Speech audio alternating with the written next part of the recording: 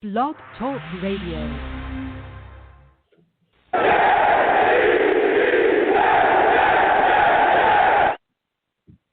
What's going on, folks? It is your boy, Long Beach Joe. Salute to everybody. Man, we're coming back. I hope everyone had a happy holiday. I hope everyone enjoyed themselves. I hope everyone had a good time with their families. I hope everything was safe out there. But guess what? The Jets got themselves a W. The Jets got themselves a W today. Or, excuse me, a couple days ago. Jets beat the Browns 23-16. There's a lot of things going on in this football game. We all know the Browns were dealing with a lot of different stuff coming into the game.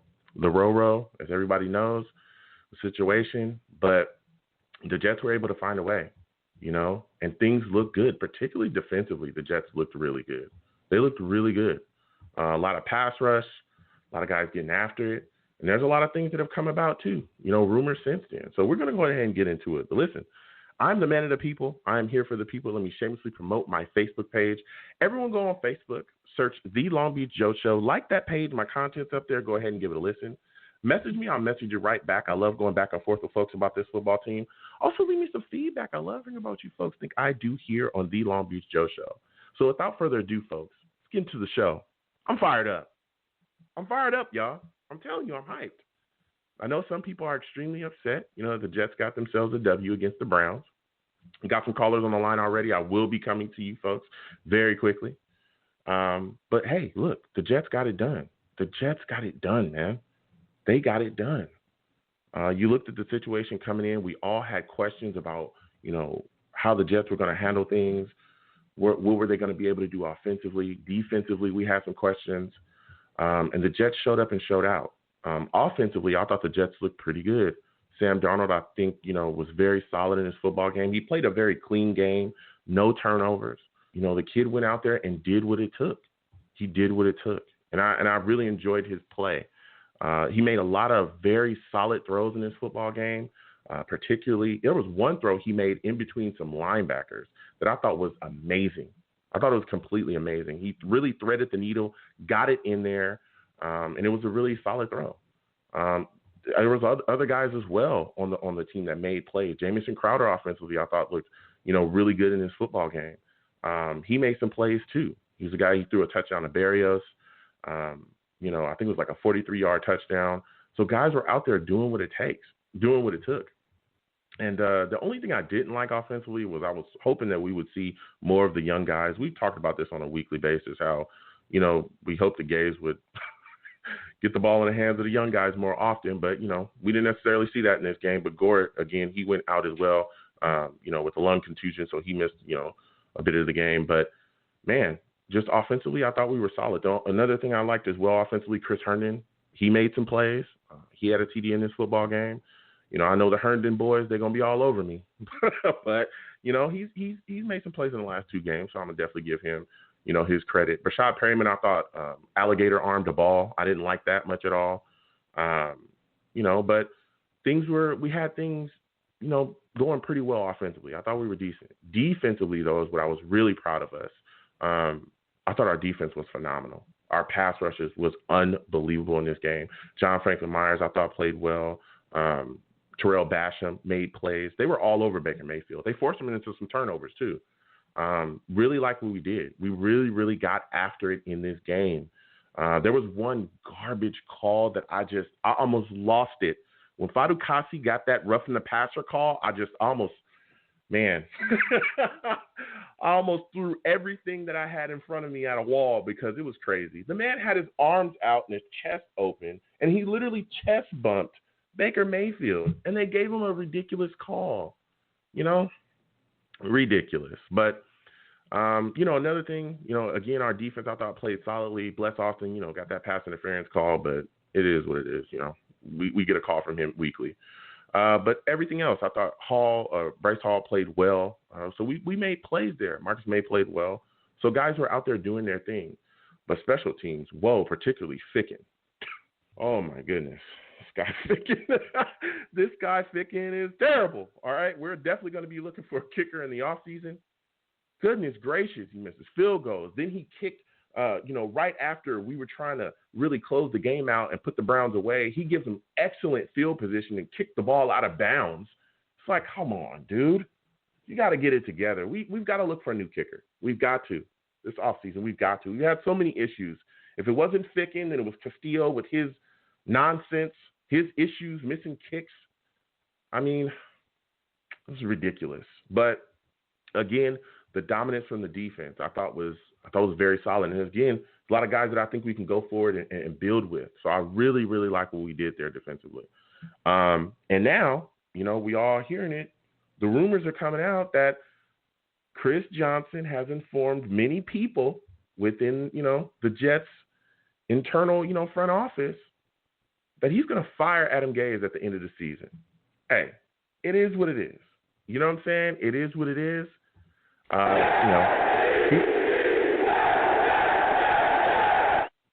It is what it is there. A lot of people, I used to have a lot of people hit me up at the end of at the end of my streams or during my streams talking about how upset they were or angry that they were that he hadn't been fired earlier, which I completely understood. But some people started to talk about that they thought that Adam Gase was going to be staying around, that he would be here for another season. And I always said, that would be an egregious decision. If you kept Adam Gase here for another year or tried to extend him, whatever, that you would be making a gigantic mistake for this franchise. Okay, because clearly he set us back years. Just his coaching alone has set us back quite some time. So, that's floating around out there. So we have a lot to talk about. We have quite a bit to talk about. The Jets are now also locked in for the number 2 pick in the first round. I know people are upset about that as well. We've got a lot to talk about. So I'm going to get to these lines. Salute to everybody again. Happy holidays to everybody. I hope everyone's having a good time. I'm going to get to these lines. I'm going to talk to the callers. We're also going to talk to the Savages in the chat. If this is your first time listening to me, I live stream while I do my show. So I call my chat the Savages. Why? Because they're savage. No one is safe out here. No one. Not even me. Not even me. So we're going to get to the lines. We're going to go to Elias, man. I want to hear from Elias today. Elias, my friend, how are you doing? How are you feeling about the Jets beating the Browns 23-16? Joe, what's going on, man? Seems like it's been a while. How you doing? Yeah, it's been a little bit. It's been all, I've been all right. How about yourself? Happy holidays to you and your family. Yeah, absolutely. You too, man. Honestly, man, I'm not mad about winning this because after I saw how Jacksonville played, I'm like, hey, if we lost this game, they're not beating Indianapolis. So it really makes no difference. So it was good to see them play well. I was really impressed by the defensive line. And, man, I heard the best news ever today, which the Adam Gase getting fired isn't, I expected that. But the report is that Joe Douglas is going to be the main guy in the coaching search. That's got me excited because I don't want this clown Christopher Johnson picking Bill O'Brien or someone. So, yeah, man. But going back to the game, defensive line played real well. We got 3 turnovers on Baker Mayfield. Part of it was on his struggle was they didn't have any wide receivers because some guys got on the runner list. But man, Sam, he was okay. Completion percentage not great, but man, we don't need Trevor Lawrence. We got Jamison Crowder. You can build it around him, and he probably threw the best ball of the season. Oh, my goodness. You know what? But I'll tell you what. Listen, Jamison did play a very solid game. I think he had 92 yards off of 7 catches. I thought he played extremely well. And I thought that throw to Bezos was solid. But even going back to what you were talking about with Darnold, I looked at him and I saw a guy that really made plays out here today. And I know, he only had 175 yards on the day. But I thought he played a very solid and clean game. I think he did. And he had 2 TDs on the day. I thought he looked good. My question for you is, especially when we're talking about, Gase not being here for the future, which we'll get into that in just a second, do you believe that Sam Darnold is a guy that can turn it around if given the proper coaching? Dude, us not having that number 1 pick makes it interesting now because now there's actually kind of a debate. Before it was kind of pretty obvious that the Jets are most likely going to take Trevor Lawrence, but now it gives you a debate. I honestly do believe in the guy. I think I'm not 100%, sure if he could do it here. I think he'll be a solid quarterback. I think it's so tough, man, because he's played okay the past 2 weeks. He's been awful this year, though, as a whole. You know, you could say talent around him, but, you know, look at what Deshaun Watson's doing. He doesn't have anything around him either. He doesn't have a Oh, no, he's got either, something around him. Whoa. Wait a second, Elias. Yes, he does. Deshaun Watson has more than what we have. And also, he's had more than what he – well, he's got Cooks. He's also – I mean, when Will Fuller was healthy, he had Fuller. If you look at his offensive line, it's better than what we have here. Those things matter. And especially when you have – and I'm not caping for Darnold. I'm just telling you the facts here. Especially when you've had Deshaun Watson – or not Deshaun Watson, excuse me. Especially when you've had, you know, the wide receiver that he had in the past before they traded him. When you look at what he's had with Hopkins, he had 2 years, you know, to really learn the game with the number one wide receiver. Sam has never had that. He's never had that. That's a good point. Yeah, Nothing. For sure. So I think it's, you know, and look, I understand. And again, I'm not a Sam caper. If I'm not caping for Sam. When he plays badly, I'm the first one to say it. But I really feel like there's unfair assessment with him because everyone compares him to all these other quarterbacks. And you just did it. You talked about Deshaun Watson. Some people talk about, Josh Allen. I hear a lot of people, well, Josh Allen's doing better. Yeah, because he's got better talent, better coaching. Sam has never had that. Since he's gotten here, Sam has always had a bottom-feeding offensive line. That's a fact. Oh, for sure. He's had no weapons. And this year's offensive squad is worse than last year's. And we were ranked 32nd in offense last year. Yeah. So I'm just saying, like, before – and I understand the allure of all these other young quarterbacks as well. Fields, I know his name is starting to come around. Wilson, people are starting to really get fired up about Zach Wilson. I'm not disrespecting anybody, but all I'm saying is when you talk about Sam Darnold and you talk about his situation, please give it a fair assessment. That's all I'm saying. Is give the guy a chance because if he was given better coaching, if he was out here throwing interceptions with the weapons that Baker Mayfield usually has on the weekly, I'll be the first person to tell you his ass needs to get out of here. He needs to be gone. But that's not, that's not what's happening on a weekly basis. You know what I'm saying? But with that, Elias, I don't want to get hung up on that too much. But again, with the news that Gaze is going to be gone, you touched on that a little bit. Where do you think the Jets rank as far as, spots that are available for new head coaches? Yeah, where do you think we rank? I want to know. Let me know. Where do you think we rank? The teams out there like the Chargers, Jags, Lions, Texans, Falcons. Where do you think we rank within those teams? Okay, so based on who I think is going to be getting fired, I would say 3. So number 1 is the Chargers, no doubt about it. You got a stud quarterback. You got a bunch of weapons, a ton of talent. Just they've been bad because they haven't been coached well. So that's – and then number 2, I would – Jacksonville – like they're not a great team, but having Trevor Lawrence with the title of generational talent and how good he is as a prospect, I think that makes him a little more attractive than the Jets.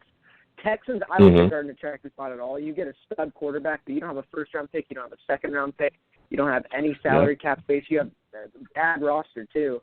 So I would put maybe the Jets 3. If the Bengals fire their quarterback, that would be more attractive than Jets because you got Joe Burrow. But the Falcons I don't think are insanely attractive. They got a great team, but quarterback-wise, they're paying them a ton of money, and you don't really have the opportunity. You have the opportunity to draft your quarterback there, but you're still paying Matt Ryan so much money. So I'm pretty sure those are all the head coaching openings. Detroit is definitely not as attractive as the Jets. Who else? Chicago might fire their guy. They're in a bad position to draft a quarterback, and their quarterback Mitchell Trubisky and Nick Foles are not good at all. So I would probably put the Jets either 3 or 4. Before I would have put them 1 or 2, but now I think 3 or 4. I don't think it's completely out the window that you're going to get an awful head coach, but I don't think I don't think you're going to get an awful head coach. I think you'll get someone good. A guy I'm looking at is Brian Daboll because a lot of guys like to stay in their division, and taking him from Buffalo would be huge. Yeah, man. So I'd be real interested in that, but I'm really interested to see what we work with. I don't want I just don't want a guy who gets fired this year and then you hire him right after games. In my opinion, if coach gets fired, unless they're Bill Belichick, then they got to be a coordinator for a year and reassess themselves. I don't want to retread, to be honest. I don't want Harbaugh. I don't want Doug Peterson. So it's going to be interesting.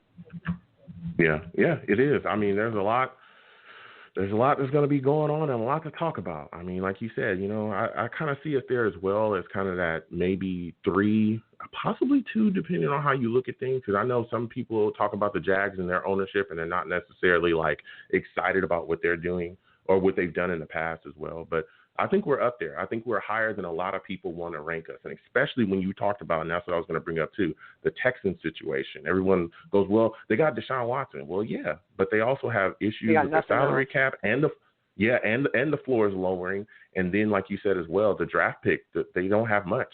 And you got a bad roster, full of people that you're probably going to, have to move on from. So you're going to be stuck for a second with him, but nothing else around him. So that was a great take there. But Elias, I got to get back to these lines, man. Listen, I want to thank you for calling in, my friend, and I want you to have a good night, all right?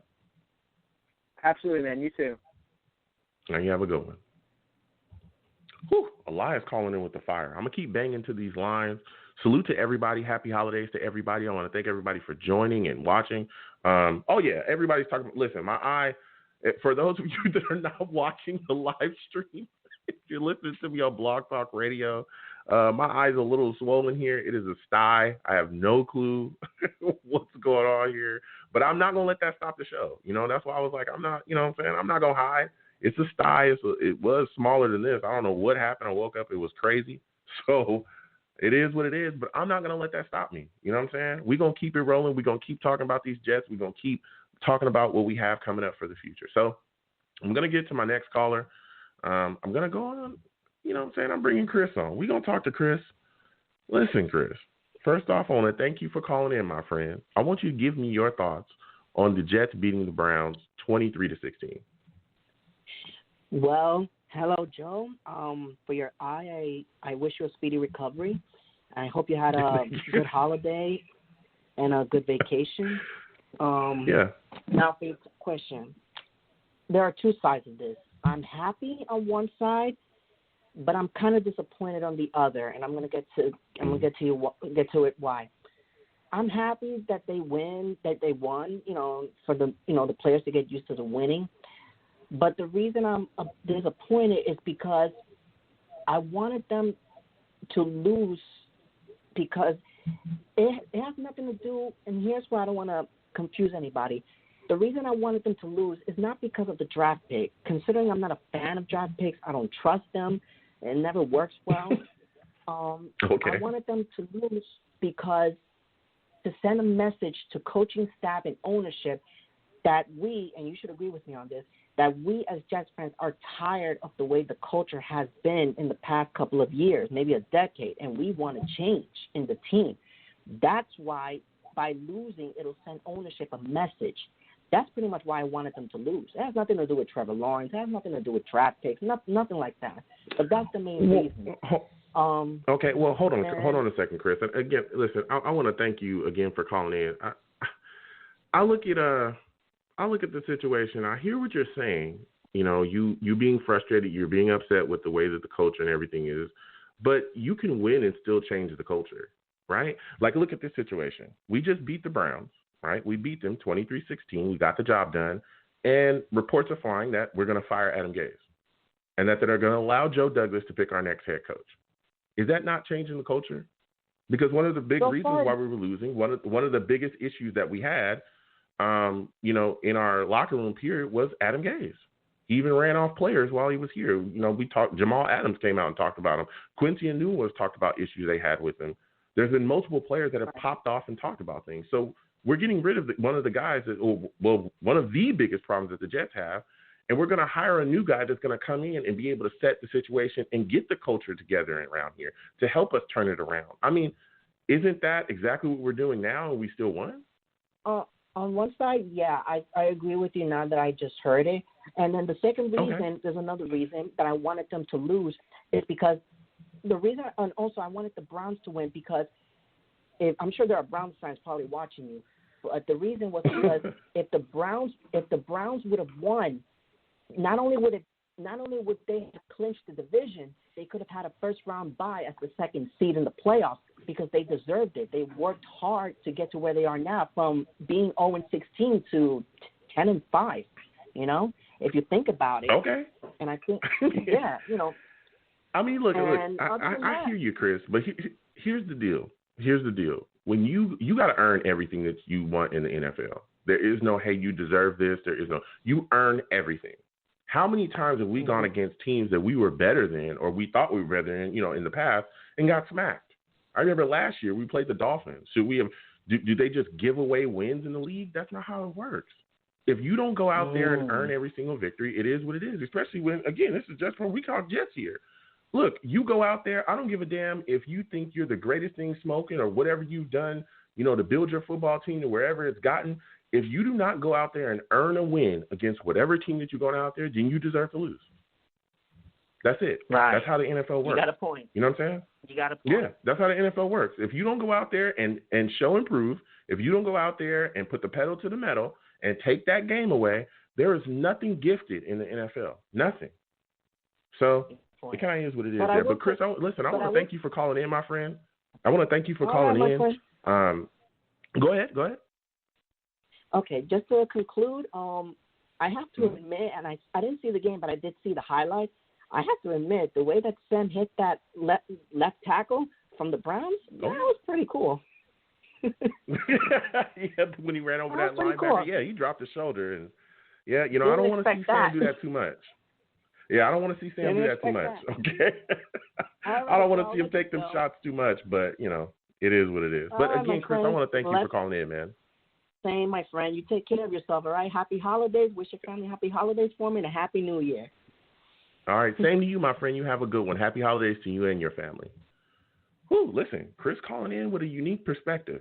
I respect everybody, but listen, this is football, and if you don't go out there and earn those victories, it's done. It's quiet for you out here. Nobody gets gifted anything in this league. Period. Point blank. Unless you go out there and earn it, you're not getting it. So I'm gonna keep going on with these callers out here. Salute to everybody in the chat. Again, my eye will be okay. I want to thank everyone for the concerns. I'll be all right. We'll get through this. But I'm not going to let it stop us from talking about this Jets victory and talking about where the Jets are going. Definitely want to get into it. You know what I'm saying? So going to go to the next caller. Salute to them, caller. Thank you for calling in. I want you to give me your thoughts about the Jets beating the Browns 23-16. Hey, what's going on, bud? It's Chris from Florida. You know what? I'm actually really happy about the Jets beating the Browns. I was unfortunately being pulled into the whole tank for Trevor and stuff, but in the end of the day, it's happened. Move on from that and just appreciate that the team is moving forward and the team is still looking like you've got quality players and we're not a forgotten organization. You can't let all this negativity overcome you. We all know what was the problem from this team. We all know who was the biggest issue walking into that office and when they were given the job. Now we have a sign of hope. Now this is all I'm going to say right here. As a fan, I honestly believe, as a fan, not as an expert, not as somebody who's done the game, as a fan who's just watching, Sam Darnold was clearly given a bad deal. Sam Darnold was clearly not taken care of. And you could see almost the perspective of what Sam could have had because of Baker Mayfield. Look what happened when Baker Mayfield played the Jets and literally weapons and his offensive line was diminished because of COVID. That has been Sam Darnold's position for the past 3 years. And the Browns lost to us. They lost to the Jets that only had one win on them so far. So I'm not trying to say our team was good enough. But look, everyone was so convinced the first year of Baker Mayfield, he was hyped, just like Sam. The second year, he was a disappointment, just like Sam. Third year, though, they got the right coach to take care of him, and now he was moving up. But then you took away his weapons, and he looked just like Sam. I'm telling you. Exactly. Exactly. So as far as my opinion, I think when we heard the reports about what the deal is as far as Christopher Johnson's position and the hiring and Joe Douglas's position, I like what I hear. All I can say is whatever the coach picks, I'm going to go with. I personally, as a fan, hope they stick with Sam Darnold and they give him at least 1 year, because what do you have to lose if you do stick with Sam Darnold for that 1 year you have, his fourth year that is still already guaranteed? You know, you don't have to pick up his fifth year yet, and you can use at least all those other draft picks to build around the team. And then if it doesn't work out with Sam, you've got the very following year, and you've got more players than you had the year before. You know, that's how I see it. I think Joe Douglas's draft picks were quite good this year. I would have to give it a good B+, only because a few of them were was injury prone, but also that we all still wonder why he picked a quarterback. I don't get it. But in Joe, we trust this 2021. I'm preaching it to everyone. You know, you're bringing the fire right now.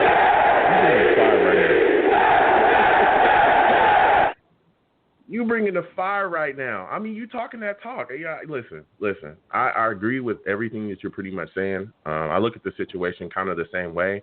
You look at the situation with Sam. You have to see, especially with the situation that we're in right now, I think it would be smart to bring him back to, you know, pick up that option.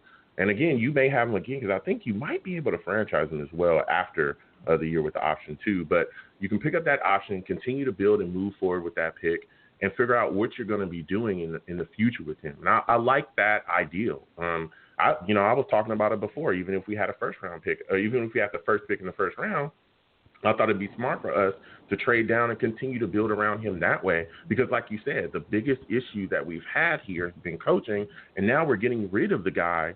You know, according to reports, they're going to fire him right after the season is done, and we're going to go out there and, you know, find the right guy to move forward with us, and especially like you said, and Joe, you trust. Listen, it's all about Joe Douglas finding the right guy, finding the guy that understands his vision and is able to carry it out. Now, with that said, because you're bringing the fire right now, where do you think we rank on the list of teams that have available head coaching spots? Like, do you have us first? Do you have a second? Do you have us last? Where do we rank on your list? Out of the top 5 teams that I think that are currently open in positions that we know about, concerning like the Chargers, the Jags, the Lions, the Texans, and the Falcons. Exactly. So with those positions, I would have to say we rank third. However, I do believe that Joe we trust, because this is the thing. Joe Douglas has to be the man to sell the team. As the GM, Johnson has to sit aside, just give Joe Douglas a blank check and say, you and your team of professionals that you've hired to not only pick players but also now pick the coach and analysts will go ahead and I'll pay the bill. Just get who you need. And Joe Douglas needs to sell the team. I truly believe that we've heard so many good things from other coaches, other staff members, and even reporters saying how much Joe Douglas has gained the respect of the franchise. I do not doubt that Joe Douglas will pull out a top coach into this company, because everyone talks about the Matt Rule situation, how Matt Rule was pushed. The reason he didn't take the job because he was forced and being pushed to take someone he didn't want under his staff. And who was the GM at the time? Was McCagnon. This is a completely different situation. Joe Douglas is the man who's in charge of the staff, and he is the one who's going to present this team, present what things we have. We have the second biggest cap space. We have multiple draft picks. We are the biggest selling city for one of the greatest places to gain money and profit. I'm not just talking about coaching either. I'm talking about players. Joe Douglas, with the way he presents himself and the way he presents things and outcomes, I feel like I have faith in him. So I do think we may be seen as like the top third or fourth, but Joe Douglas could make us look like a top 1 pick if he just sells the team the right way. And I trust him. Chris talking that talk right now. I love your takes. I love the energy. I love the takes. I love what you're bringing to the table, and I agree. That's some factual stuff, especially like you.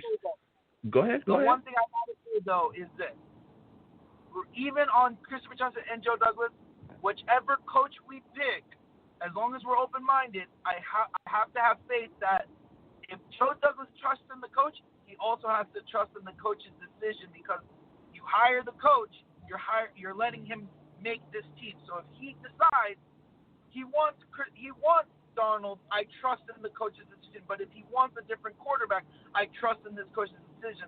I just need to know that Joe Douglas is going to get the right coach first. That's how I'll feel about the roster later on. You know, as far as Sam, I hope he stays, but no matter what, I have to trust Joe Douglas first.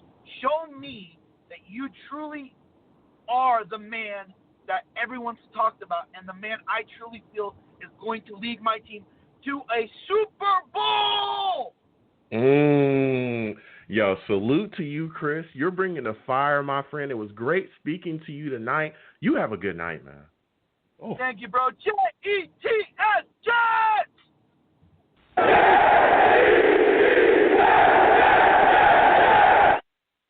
Listen, Chris brought the fire.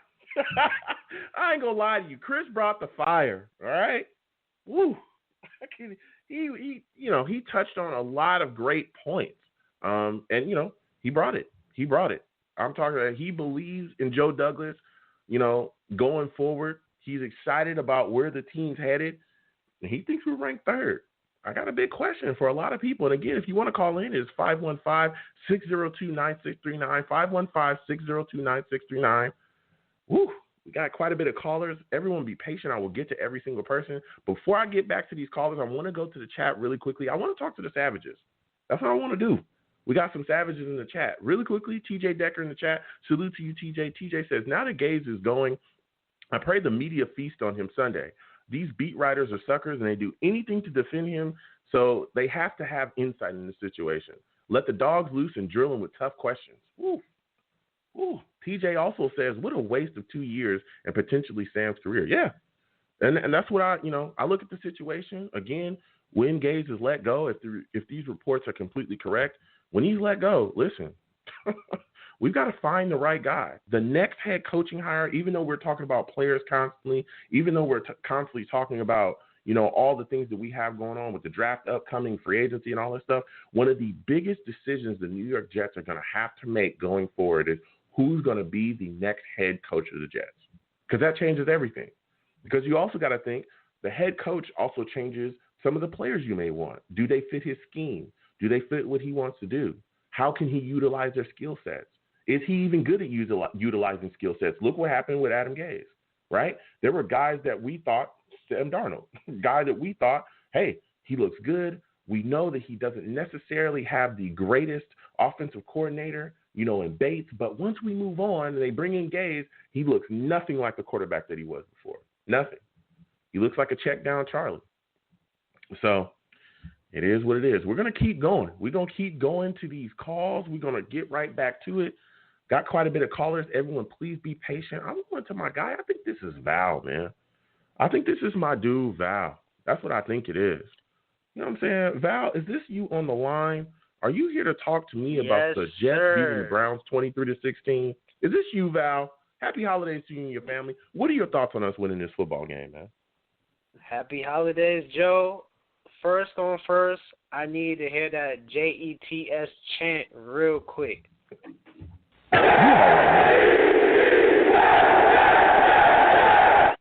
You already know how to. We have some great news. We have some beautiful news that we just heard today. Adam Gase in that dark cloud that was hovering around us for 2 years. We are finally gonna be free from this guy. And these horrible screens, we don't have to see no more screens, no more TV screens. We can actually see the TV now. So I'm happy. So yeah. All right, so it's your question.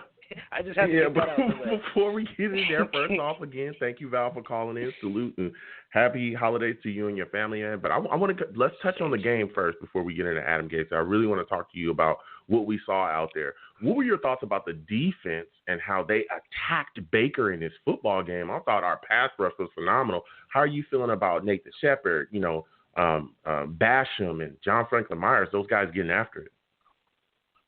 Man, let me tell you, I haven't seen Shepard in I don't even know how long. and I'm starting to see him game in, game out. And we don't have no Quentin Williams, reminding everybody. We do not have Quentin Williams out there, and they are bowling. I definitely love it. They couldn't even run the ball. We just stopped Chubbs. Chubbs been running all over defensive linemen all season long, and we actually stopped them. So that's how you know we have some guys that probably want to be here, or that is really showing out, and that is hungry. And I really love it. I love how the defense is coming out, and that defensive line, we definitely got to build around that, and we see a bright spot. Yeah. What were your thoughts about that terrible call against Fadukasi, that roughing the passer? I mean, the guy had his arms out and his chest out and just bumped Baker and got that call. How are you feeling about these nonsensical calls that we've seen all year kind of go against us as far as roughing the passer and stuff like that? Man, I mean, it's a lot of bad calls. I can't even lie. It's a lot of bad calls that goes our way, and it's just that we gotta just take advantage. If we get those, those plays that we supposed to get, we gotta at least, try to help ourselves as well too. At least I was saying the offensive the offensive plays and stuff. Like, I feel like we're limiting the penalties and stuff. So I would say we're doing a good job with that. We don't see too many offsides as we did last year. So I would say there's some improvement with that. And we don't have no Buster Scream always, holding and stuff. So we actually, improving in that as well too, because that was a huge problem when we had Buster Scream. Oh, I remember those days. That dude was a walking pass interference penalty. Too. Woo, Man, that was horrible. But, it was bad. Going to the offense real quick, what are your thoughts about Sam Darnold in this football game? How do you feel about him and his performance? I would say it was a decent game. He definitely played it safe. He was passing the ball. He wasn't playing hero ball again. This is the second week, so he's doing very good with that. Yeah, he's doing very good with that. And Chris Herndon, I guess he learned how to catch. I guess towards the end of the season. I don't even know if I just said his name right, but the tight end. But yeah, Herndon, Chris Herndon. Yeah, Herndon, yeah. So I guess he learned how to catch and stuff. So he's catching touchdown passes. Sam Darnold, I feel like he's not rushing the passing. Yes, he did get a couple of sacks, but he's not forcing it. I do want him to at least throw the ball away instead of running out of bounds to put us in like all the way, back and stuff. Yeah. So I would say, I would say, he has some time to clean up, but let's see what happens in the future. Yeah, we'll see. Now, even going back to this head coaching search that we have, that we could possibly have coming up, with Gaze being gone, where do you have us ranked? Like, where do we rank? It's Chargers, Jags, Lions, Texans, Falcons. That's just what we know, the openings that we know as of right now. Where do you have us ranked within, the squads that have head coaching positions available? Okay, so I actually, when I was listening, I was hearing your line of questioning, so I actually wrote it down. I have the LA Chargers at number 1. Okay. I have number 2, the Jaguars. I have the Jets at number 3. I have the Houston Texans at number 4, and I have the Lions at number 5. Okay. So I definitely have the Jets ranked at number 3. Okay, when you have us ranked at number 3, I'm going to play devil's advocate for just a second. You look at this situation, say you have a top coaching candidate, right? Like, who's your top guy right now that you would like to see the Jets hire? That's kind of tough. You're going to have to come back. We're going to have to come back to that. I'm still debating on a lot of stuff, but Greg Roman, I think I ruled him out because he doesn't know how to adjust. And defensive coach minded could actually, discover his play. He doesn't know how to change it up. So yeah. What do you say about like Brian DeBoe? Like, what do you say about DeBoe or Arthur Smith? Brian DeBoe. Yeah. Oh, Arthur Smith. I've been hearing a lot about Arthur Smith. I don't really know about Brian DeBoe. Let's go with Arthur Smith. Yeah. Let's go with Arthur Smith. Say that's your guy, right? Say he's a top head coaching candidate right now, right? Say you have a top head coaching candidate, and they look at the situation and they say, I like the team. I think I can build, but I don't like that Sam is here. Do you think that Sam being here could push some head coaching candidates, some of the guys that we want. Do you think that could push some of them out the door, and do you fear that? Oh, well, there's been a report that came out today, actually, that I actually like to hear, is that the coach, whoever we bring in, is going to have a decision on if they want Sam Darnold or if they don't want Sam Darnold. So that's been discovered today. So it was a lot of great news today, you know. So the coach is going to have a lot of leeway. So, you know, I think that, you know, that alone attracts coaches to come. So they know that they're going to have a decision that if they want the quarterback, then they will have the quarterback. And if they don't, then they will have the decision to, you know, either draft a quarterback or sign a quarterback from free agency. So, yeah, so, you know, that's – you would hope that, you know, you would hope that the guy that whoever Joe Douglas brings in, that guy is, you know, all in with whatever his vision is. Like you said, I'm sure that they're going to – the first thing he's going to ask him is, hey, you know, how do you feel about our quarterback position? And so if a guy does like Darnold, you know, he's definitely going to, you know, be able to come in and do his thing. But if he doesn't like Darnold, in my personal opinion, I look at the situation like if a guy doesn't like Darnold, that may put him down a tick on, you know, our head coaching candidate list. I think that Joe Douglas more than likely is going to want to stick with Sam. I do. You do?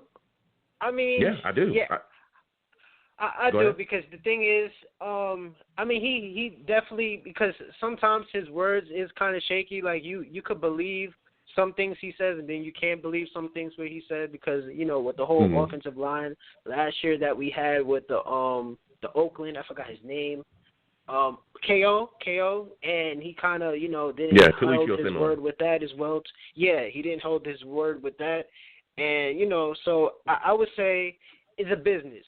So let's see what he does. You know what I'm saying? So I feel like if he is going to keep Sam Darnold, I'm with it. I'm with it as well. I'm kind of 50-50 on it. Like I said, Sam Darnold has to prove me wrong. Like I said, even if we would have got Trevor Lawrence, he has to prove to me that he is the franchise quarterback. You know what I'm saying? So, no, Sam Darnold was not dealt right. Sam Darnold was not dealt right. We did not handle him right. We didn't get the right head coach. And I feel like we handled that coaching search very poorly by getting Adam Gase. Every Jet fan knew Adam Gase was not the right head coach for this team at all. Yeah. I mean, all you got to do is just look at his history. So, you know, that falls on the ownership. So, you know. Yeah. But, you speaking facts. You speaking facts, Val. Listen, man, I got to get back to the rest of these callers. I mean, the lines are lighting up. Listen, I want to thank you for calling in, my friend. Happy holidays to you and your family, and you have a good night. All right, you too. And we definitely have to resign Marcus May as well, too. We have to do that. Oh, for sure. Other than that, all right, Joe, nice show. Everybody like and subscribe to this man. Keep doing your thing, Joe. All right, thank you so much, Val. You have a good one. You too. Listen, Val calling in with the fire. There's a lot to talk about. Adam Gase could be out of here. There's a lot of candidates out there, you know, that be willing to come in and really, you know, figure out what we got going on here. I'm going to keep going to these lines, though. Salute to everybody in the chat. I'll get to everybody again. This is just a sty, folks. On my eyes, just a sty. Everything's going to be okay. This is one of my first times ever having one. I don't even know what happened, but my eyes are a little swollen. But guess what? We're not going to let that stop me. Okay, we're not going to let that stop the show. We're going to keep going. So I'm going to my guy, Rich. My guy, Rich, on the line. Listen, Rich, salute to you. Happy holidays to you and your family, my friend. What are your thoughts about the Jets beating the Browns 23-16? Well, we wanted to put that last exclamation point on the fact that, at least in my heart, we don't need Trevor Lawrence. That's right. You're hearing it right. We don't need him. Okay? So, and Rich calling in with the fire.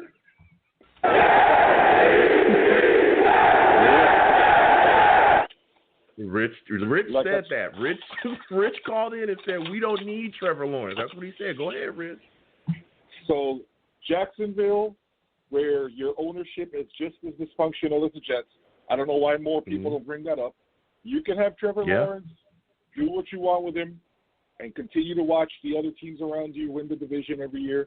Because I'm sorry, when they say things like, oh, he's coming in with as much hype as Andrew Luck and whatever, that's fine.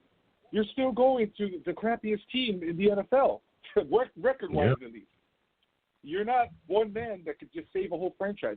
If that were the case, Sam Darnold should be a 3-time Super Bowl champion already. So, with that said, we went into this game. I mean, don't get me wrong, that we got some gifts in the beginning because of the fact that like most of the team was like on the COVID list for wide receivers and stuff. But we still did our thing. And at the end of the day, if nothing else, the Browns have always made, the last few years, they've always made us look bad. Like, we were the first team ever to give up a home run, a touchdown to Johnny Manziel, right? So, finally, after all these years, we've repaid them back and have dashed their playoff hopes. So, there you go. Yeah, I mean, I look at the situation like you said, and again, I want to thank you for calling in, Rich. Look, we went out there and we played solidly. I was very surprised that we were able, and I mean, I know that they were dealing with the stuff from the Road, but the fact that we were able to really shut down their running game was something that I looked at and I was like, wow. Because they only have 45, I think it was like 45 yards total. And like, other callers spoke about Chubb, that guy's been running extremely well. Hunt is a guy, again, that has definitely shown that he can make an impact in football games. And we shut those guys down. They didn't get off and get crazy on us. And that's what I want to go to you with as well. When you look at our defensive line and not only the run stuffing, but the pressure that they put on Baker, and they were able to get turnovers. What are your thoughts about some guys like Nathan Shepard, Basham, and all those guys, John Franklin Myers, getting after it? Are these guys that you think we should keep around for the future? Absolutely. I mean, look at the two guys you just named, Chubb and the other guy. Those were the guys that should have, Kareem Hunt, they should have been the two guys getting the ball at that 4th and inches in the fourth quarter. Why would you do a quarterback sneak? Why? Because they were afraid that they were going to get stuffed like they've been getting stuffed all day. So the defense did their job in terms of, stopping that running game. And those guys that you named are people that should be evaluated as staying here put on the team for future. Because right now, if you're stopping a pretty good run game like Cleveland's, then all you have to do is start restocking, in the secondary, and now you got a defense. That's the man. I'm telling you, I'm so excited about those guys, especially going forward. And you talked about as well. You need to restock. You need to get more players. We got drafts coming up.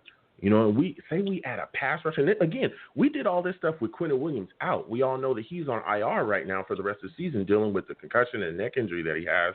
But, man, can you imagine if he would have played? Can you imagine if we add a pass rusher to what we're already seeing out here?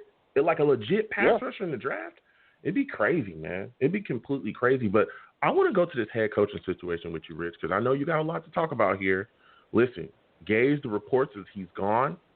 He's going to be fired after the season. Who is your guy that you want to see the Jets hire once Gage is gone, if the report's coming true? Wow. I mean, I went into it wanting all year Eric Bieniemy, but I think I've kind of changed course on that. Honestly, I can't really give you a name on that, because what I would want is I want a seasoned veteran coach, somebody that comes in and is a presence, because that's what the Jets need right now. They need a kick in the butt. They need a wake-up call. So they don't need a young guy coming in that's, trying out new things and whatever. I want an older seasoned veteran that says, you know what, Sam, these last 3 years, okay, we're going to say it wasn't your fault. From this moment on, everything is on your shoulders to get this right, because I'm the guy that's going to lead you. So who that guy is, I don't know. Like I said, I can't put a name to it. In the interim, like I said, I won't want Eric Bieniemy, but I need more of a presence now in the locker room to wake these guys up. Okay. Hey, look, I respect that. So where exactly do you think the Jets rank in the list of head coaching available spots right now? Where do you think they rank? Like your previous caller said, I think we're 3. I think number one clearly would be Jacksonville. I mean, he said the Chargers, but I think Jacksonville because of the whole Trevor Lawrence thing. And number 2 would probably be the Chargers, and then 3 would be us. But we just have to make sure, no matter what, that the guy who's hiring that coach is Joe Douglas, not Christopher Johnson, not Woody Johnson. Whenever he comes back from England, wherever. Like real quick, Joe. I know you have other callers, but real quick, have you ever in your life heard of a man who owns a team that he paid millions of dollars for say, I'm taking a 4-year break to go be an ambassador in another country, so I'm leaving my brother in charge of it?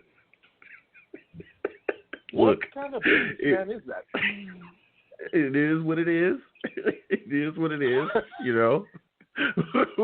We're dealing with what we're dealing with, but I tell you what, Rich, the point is that right now we're turning it around because they did get the right guy, I believe, as our general manager, bringing in Joe Douglas. He's respected around the league. We've seen him make a lot of different moves that have continued to better this football team, and I think allowing him to make the decisions, letting football guys make football decisions is going to be huge for us. Going to be completely huge for us, and I'm excited about that.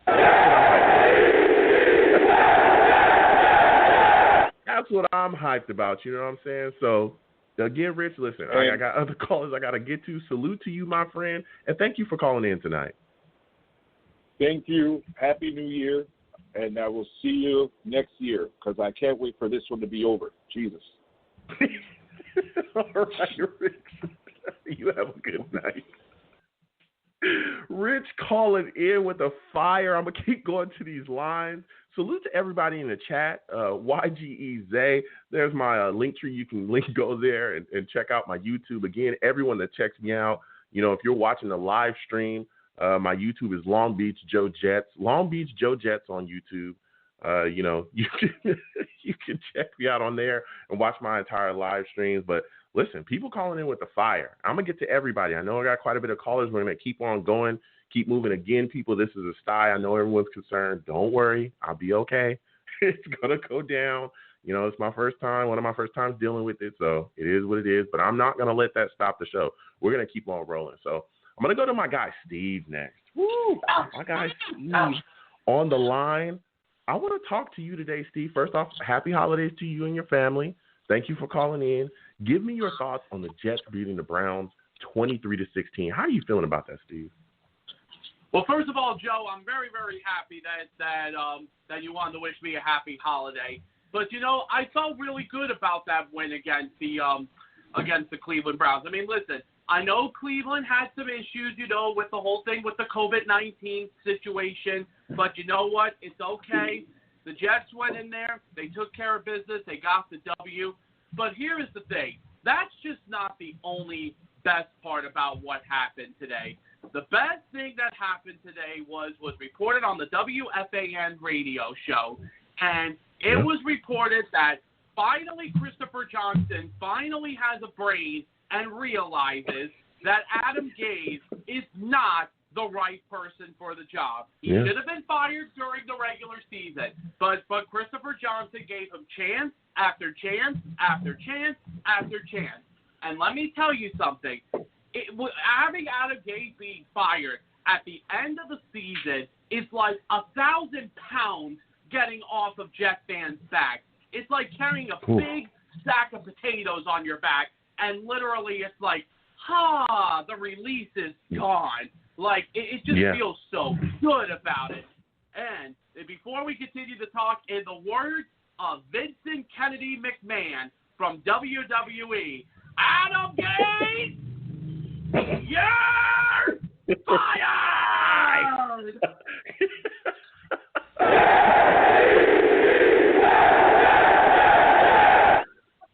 Listen, Steve is fired up. Listen, I understand it. Adam Gase has definitely, jacked this franchise up. He's made quite a bit of mistakes here, and he's cost us. He's cost us time. He's jacked up our offense. He's, jacked up the progression of Sam Darnold. I'm glad to get him out of here as well. But, Steve, I'm wondering about the next guy that we get in here. I'm wondering about the next head coaching hire, and I'm wondering exactly who the Jets could be looking at. Do you have a guy in your mind that you think would fit, this Jets franchise that could come in here and change around? Who's the next head coaching hire you'd like to see brought in?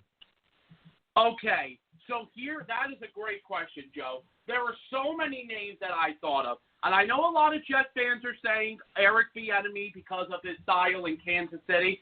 But let me tell you something, Joe. There is one person, because I believe that Sam Darnold should still be the quarterback and should still be with us. There is one person that I think, Joe, that can come in here and do the job right for us. He revamped Ryan Tannehill's career, and that is to bring in Arthur Smith from Tennessee. If we bring in a guy like Arthur Smith to this team, I think that should be the guy who Joe Douglas should go after. But if he goes after Eric Bieniemy, I would be happy about it too. But Arthur Smith, to me, is number one. Look at what he did with Ryan Tannehill's career in Tennessee. He completely revamped Tannehill's career. And I think if we have Arthur Smith come here and do that for Sam, we could be in the right direction for the future. I am telling you, Joe, I think Arthur Smith is the right person for the job. Ooh, you're talking fire. I like that. I like Arthur Smith as well. I'm a guy that likes DeBoe too. I know some people don't like Greg Roman. I'm still, but Bieniemy is definitely my number one. But I do like the other guys that you brought up as well. But let me play devil's advocate a little bit, Steve.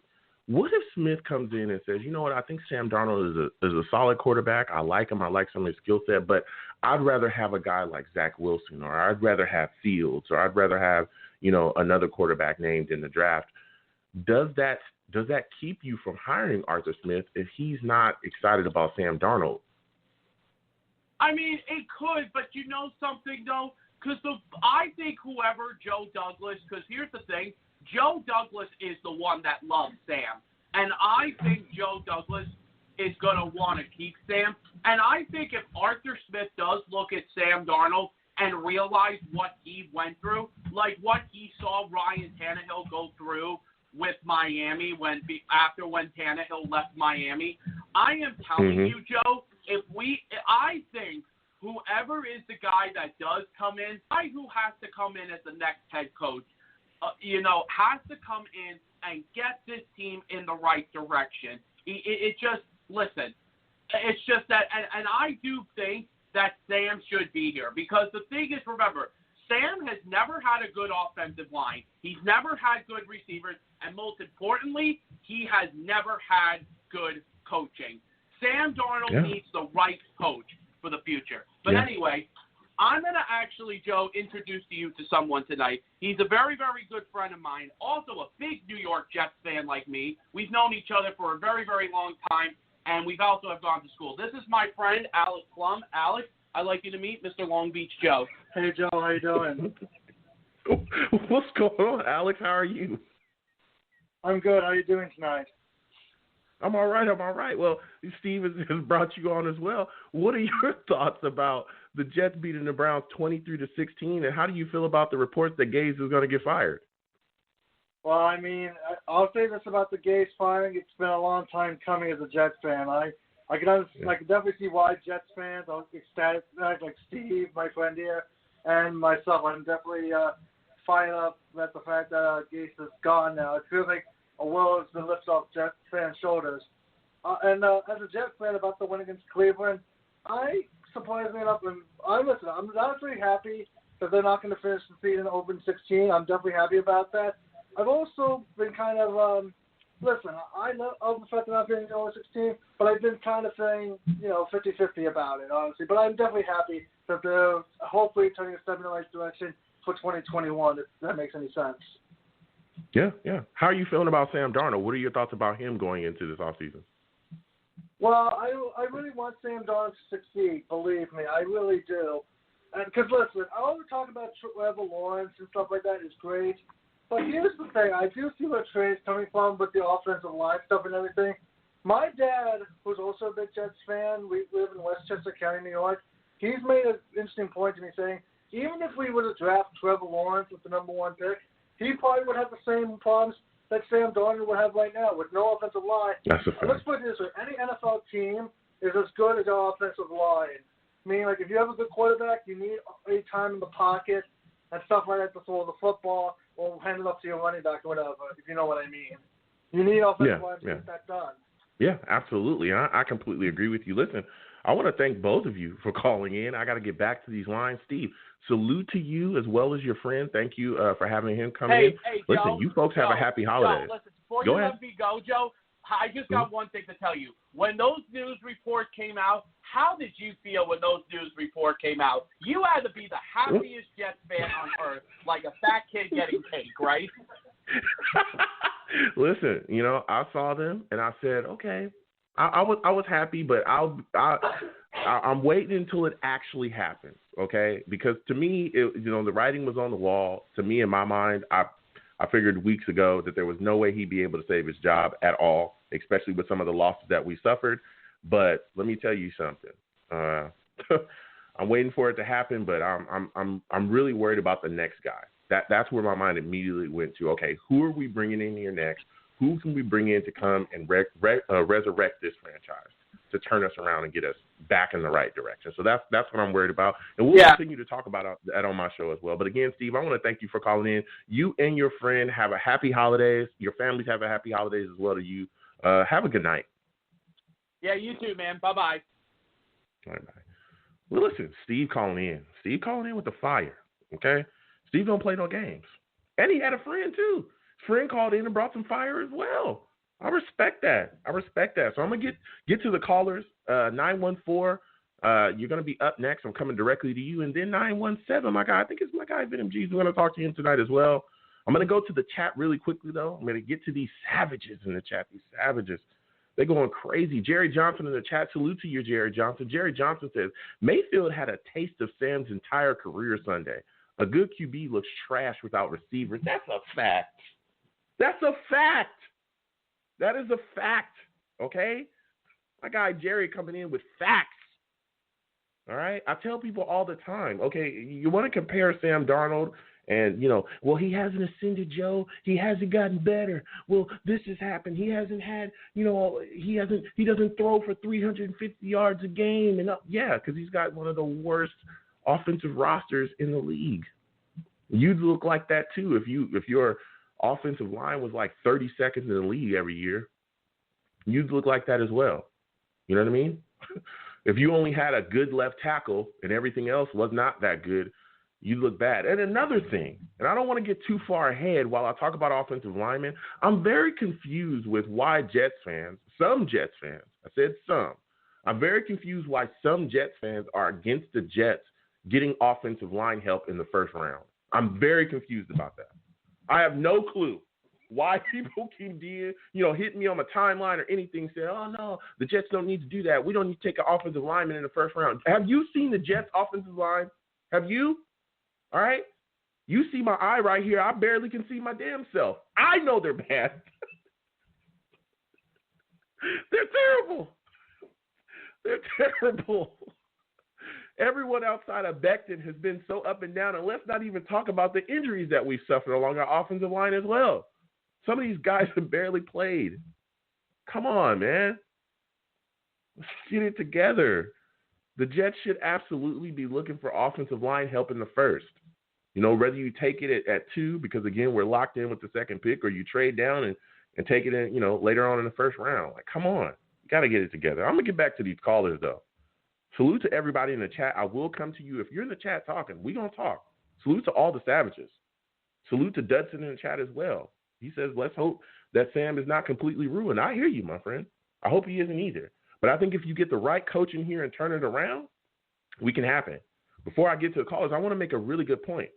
If you watch any Bills game, the first thing they start talking about is how improved Josh Allen's mechanics are and how he feels so confident that he can make plays and throws now that he goes out there and does his thing. And the first thing they start talking about is the coaching. That's the first thing they talk about. If you look at Josh Allen pre-draft, one of the things, he was one of the biggest boomer busts in that draft because people were so concerned about his accuracy and his lack of mechanics, right?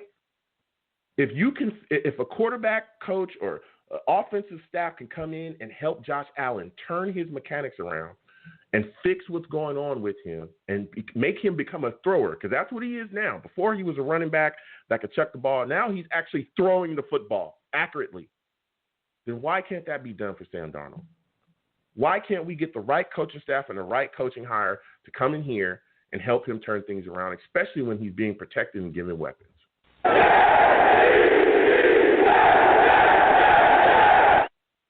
Why can't that happen?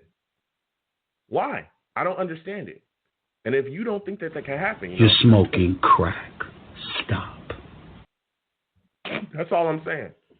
I'm going to get back to these callers. 914, I'm coming directly to you. 914, I want you to talk to me about the Jets beating the Browns 23-16. And how do you feel about Gase, the rumors that are flying around, reports that he's going to be fired at the end of the season? Well, the thing is, Matt, it's never a matter of if, but when. And the Browns thing, it's all right. Look, you can only take it with a grain of salt because it's the conditions and the factors and variables. The fact that they're missing their receiving core, which means they're forced to throw to their tight ends. So as long as you can stop the run and just mark that and keep the tight ends covered, they can't trust their receivers. So it's hard to judge them on the performance. Yeah. Well, I hear you there. They weren't impacted by, the roll in the list, but we did stop their running game as well. Chubb and Hunt, those guys are phenomenal. I mean, what are your thoughts about our defensive line, our defensive front, really getting after it, stopping the run, and also rushing the passer? The defensive line is the one thing on this team that should be just set in stone. Those guys are good. They've proven it. Last 2 years they've been one of the league's best run stuffers. That's a given. Of course they've had their hiccups, 49ers, but they've been, for most part, very good at that. Okay. What are your thoughts about the rumors, that Gase is going to be fired at the end of the season? How do you feel about that? Well, I saw the rumors a couple probably around last night when I first saw some Jets YouTubers posting it, and I found the link that they were talking about. And I also saw Connor Hughes talk about it. And it's good, the important thing is about these rumors is that not only is Gase getting fired, we knew that, but the fact that Joe Douglas is running the search, he will have final say on the search, and the head coach will be deciding the quarterback decision. We'll be deciding who will be the quarterback going forward, which is all three good check marks forward. Because look, you don't want the Johnsons meddling. You don't want them to bring in their guy, and you don't want them to try to force a decision onto a coach he's not comfortable with. So the fact that none of those are in play, you feel a lot more comfortable. You're like, okay, we're making sure that we're doing our best to avoid another Adam Gase-like scenario. So I feel confident in that. But look, as much as you want to keep Sam Darnold, as some people do, that's got to be the coach's call. That's the call of the coach. Whoever that person may be, that is their decision to make. Whether we like it or not, that's their call, and you have to respect that. Yeah.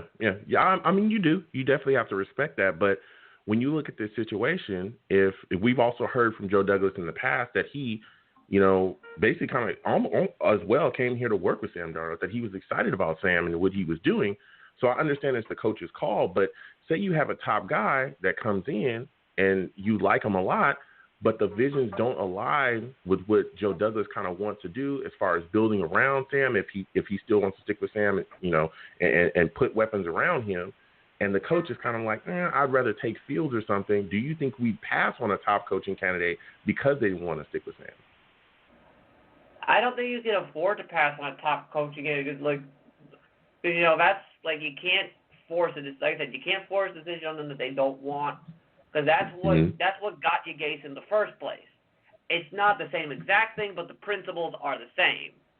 It's the same principles that you want them to work with something they don't want to work with, and then you're forced to settle for a guy who's willing to do what that is, and they may not be the best option.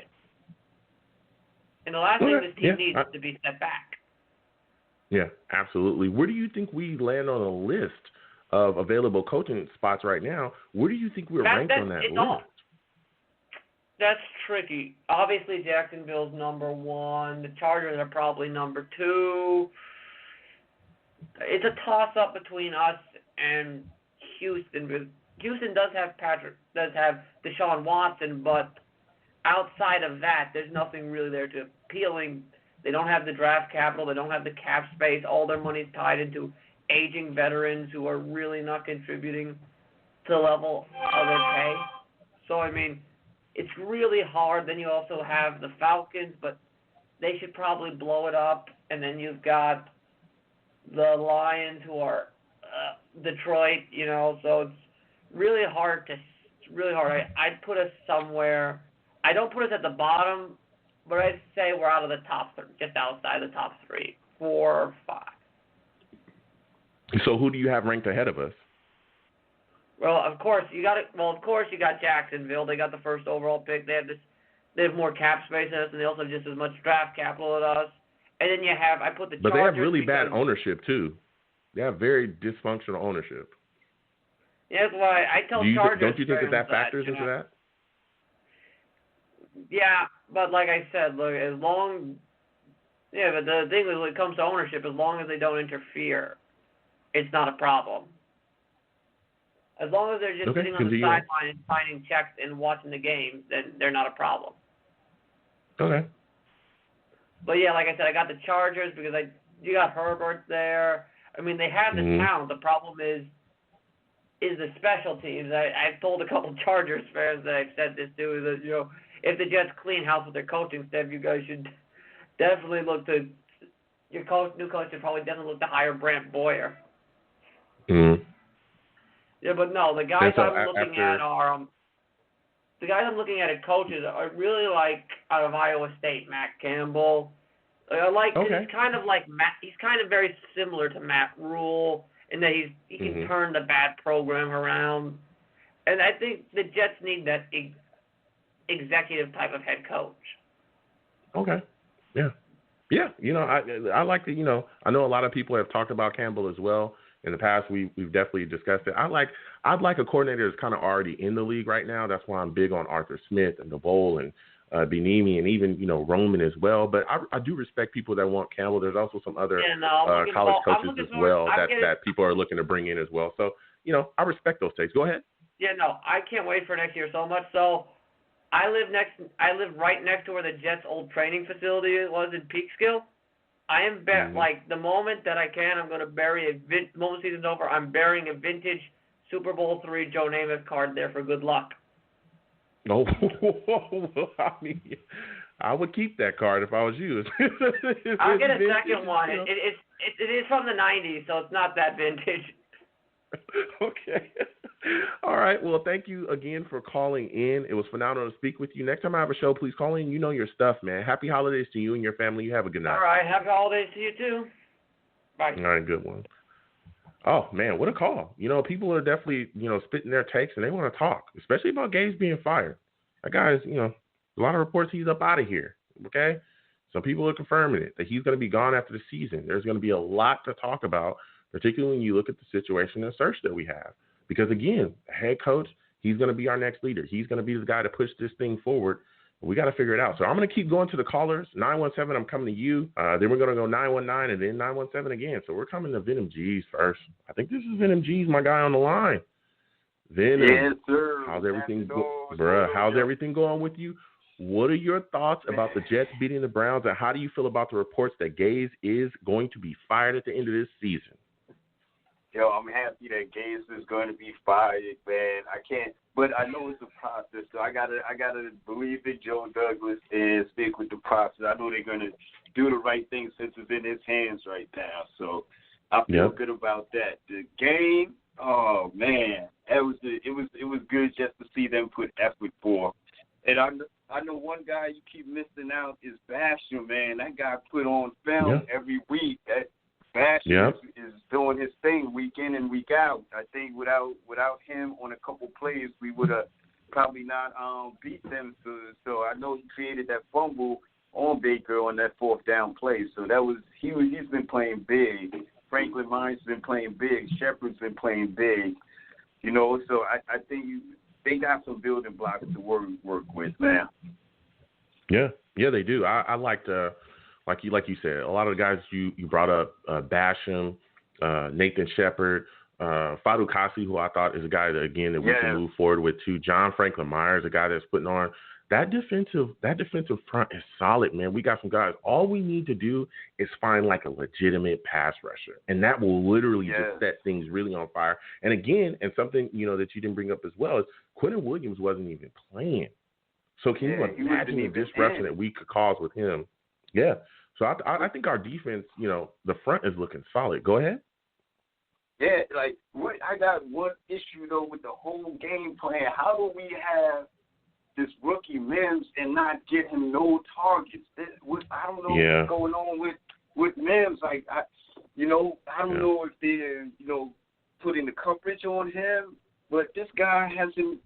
I don't know. I want to see more from him. I know he's legit, but I just don't see enough of him. I don't know if they have that much faith in him or what, but I just want to see more of Mims, and some of these younger guys. Even, I got to see Zuniga a little bit this week as well too. So that was a good eye opener as well. Yeah. With the situation with Mims, like you said, it's been pretty frustrating when you look at everything that's just been going on, man. Because we talk about it on a weekly basis how we need to see him more. We need to see more targets being given to him. We need to see, more things going his way. Because again, when we've given him the football and got into his hands, he's been a playmaker, and we've been excited about it. Especially when you're looking at where we're at right now. We're in a full-blown rebuild. We should be trying to figure out what these young guys can do with the football in their hands. And we just haven't just been talking about him. I've been talking about our young running backs too, Ty Johnson, Josh Adams, P. Ryan Play. We've been talking about these guys because we've seen sparks. We've seen things here and there, but it hasn't been consistent because of the offensive game plan and the way that things have gone. And one of the guys, because I want to get to this, the guy that has kind of caused these issues with his offensive game plan is Adam Gase. Now the reports are flying around. They haven't been confirmed yet, but the reports are flying around that he's going to be fired, at the end of the season. Yeah. What are your thoughts on that, Venom? And, who do you think that we should bring in after him? I like the guy from Kansas City, Benami, and I like the guy who I really want is the guy from Buffalo. So I really like him a lot since I think he grew Allen all the way to where he's at. I think since he had Allen since he was a rookie for the whole duration, I think we should do the same thing, and hopefully he could progress with Sam the same way as well. So I think it's somebody that needs to be working with a quarterback and has proven that. And I heard somebody talk about the guy from Tennessee, but I think Tennessee has a lot. Yeah, he has so many. Tennessee was already a building block already. They had their offensive line. They run heavy. They've progressed so much. All you had to do was just place Ryan Tannehill in there because they had Marcus Mariota. It was already structured already, where it's just missing that one quarterback. This Jets team isn't like that. So you're going to have to develop. You're going to have, like you were saying, you're going to have to develop that O-line. You're going to have to draft somebody on that O-line in the first round. Which way you look at it, you're going to have to get solid there because you can't keep going through free agents and then rebuilding that same O-line year in and year out. Yeah, I mean, you're bringing absolute facts to the table. And this is my final question for you, Venom, before I let you go. When you look at this situation, I know you talked about a guy that you think that Sam should be the guy moving forward. I'm going to play devil's advocate. If the guy that we have coming in, like Save the Bull, like the guy you want, comes in and says, I think Sam's a solid guy, but he's not the guy that I want, quarterback in my football team. I want to move on from him.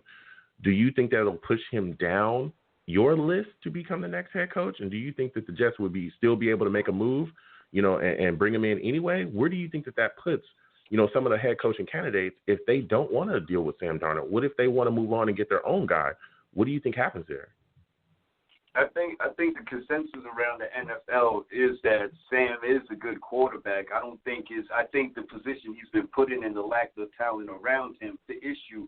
But even if they wanted to move away from him, it's just setting everything back even more instead of, you plug it. You have the player at a quarterback already, and now all you have to do is build around that. Like, I think we had this discussion before where you just say, okay, let's give Sam a year, build these things around him, and if he doesn't work out, now you can look into a quarterback the next following year instead of, doing that this year right now while you have him under contract.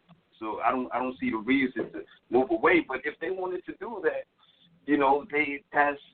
I don't know why they would, but crazy things have happened being a Jets fan, so how things go.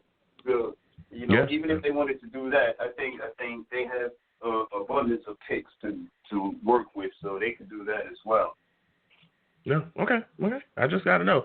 Listen, Venom, thank you for calling in tonight. Happy holidays to you and your family. I'm gonna keep going to these lines, man. You have a good night. All right, you too, brother. Have a good Happy New Year and everything. All right, same to you. You have a good one. Whew, man, Venom G's calling in with the fire, okay?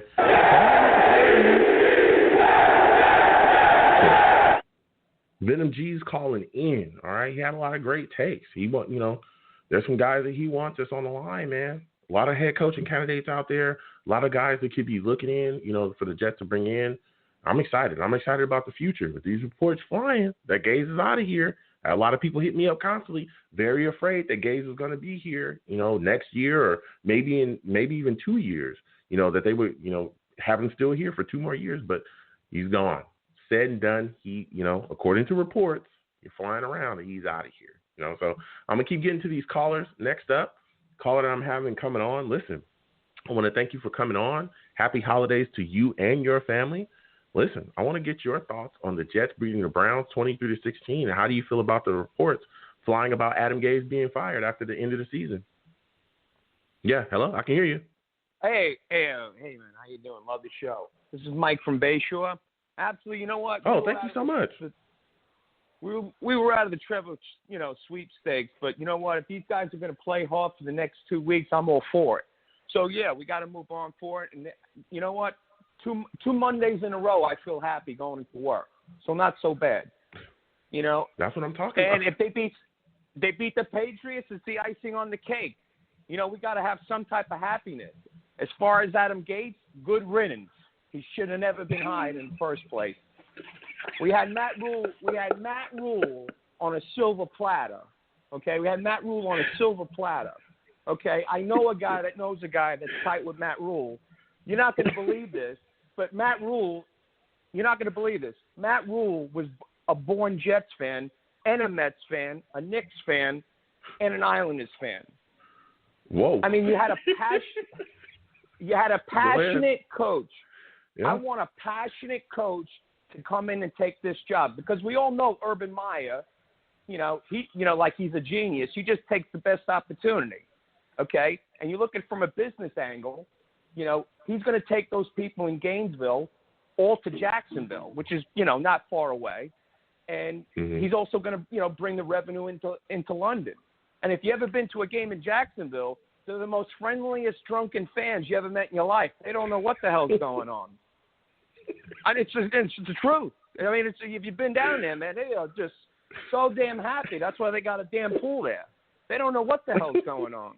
But you know what? I don't hate on them. Good for them. It is what it is. Yeah. Now going back. First, hold on a second, Mike. I'm sorry, man. You're bringing a fire right now. Man. Listen, I hear you. I'm looking at the situation the same way. And again, I want to thank you for calling in and thank you for watching and listening to my content. But at the end of the day, like you said, Gase being gone, now it's time for us to get to the next guy, to get to the right guy. And like you said, bringing in a passionate guy, a leader, a guy that knows what he's doing, a guy that's going to continue to move this franchise forward.